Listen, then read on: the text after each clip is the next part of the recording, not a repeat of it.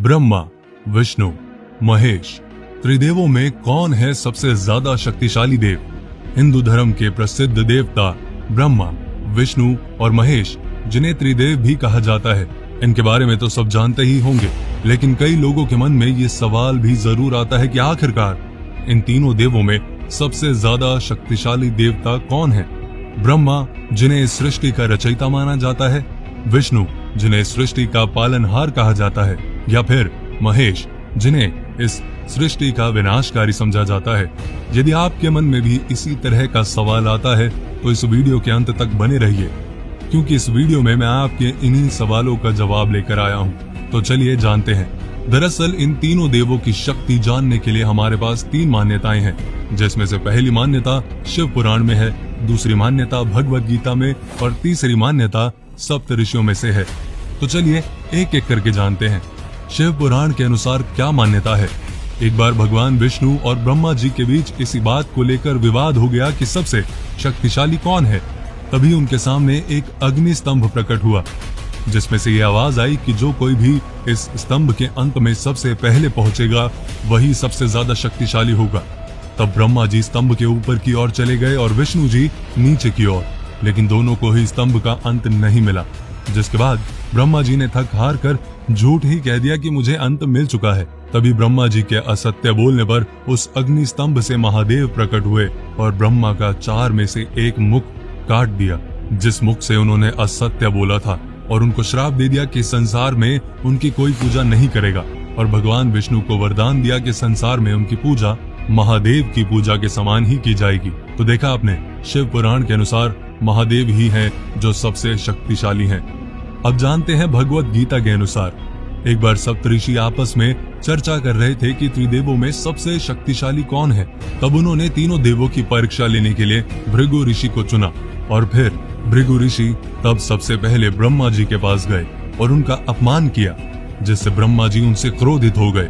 इसके बाद भृगु ऋषि भगवान शिव के पास गए और उनका अपमान किया, और उसके बाद भृगु ऋषि भगवान विष्णु के पास गए। तब भगवान विष्णु जी आराम कर रहे थे और भृगु ऋषि ने जाकर उनकी छाती पर लात मारी, लेकिन ऐसा करने से भगवान विष्णु जरा भी क्रोधित नहीं हुए, बल्कि भृगु ऋषि से पूछने लगे कि कहीं उनके पांव में चोट तो नहीं आई, क्योंकि मेरी छाती का भाग बहुत कठोर है, जिससे आपको चोट पहुंच सकती है। भगवान विष्णु की बात सुनकर भृगु ऋषि ने उनसे माफी मांगी और सप्त ऋषियों ने माना कि भगवान विष्णु ही सबसे बड़े देवता हैं। और अब बात करते हैं सप्त ऋषियों की, जिसके अनुसार एक बार तीनों देवता साथ बैठे होते हैं। तभी महादेव के मन में प्रश्न आया कि मैं इस सृष्टि का विनाशकारक हूँ, तो क्या मैं ब्रह्मा और भगवान विष्णु का भी विनाश कर सकता हूँ?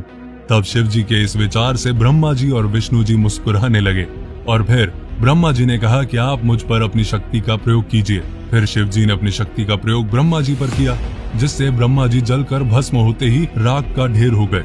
और तब ये देखकर भगवान शिव को चिंता हुई कि अब इस संसार का क्या होगा। लेकिन तभी उस राख के ढेर से आवाज आई कि मुझे कुछ नहीं हुआ है, बल्कि आपकी शक्ति से इस राख का निर्माण हुआ है, और जहाँ निर्माण होता है वहाँ मैं होता हूँ।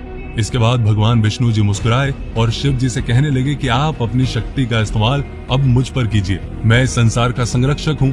मैं भी ये जानना चाहता हूँ कि आपकी शक्तियाँ मुझ पर क्या असर करती हैं।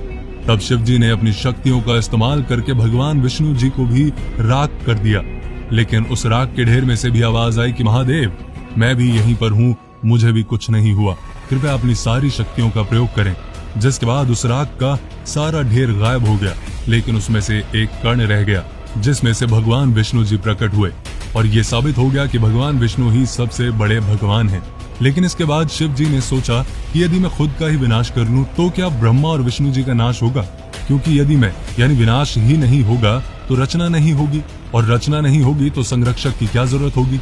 भगवान शिव का ये विचार भगवान विष्णु जी जान चुके थे।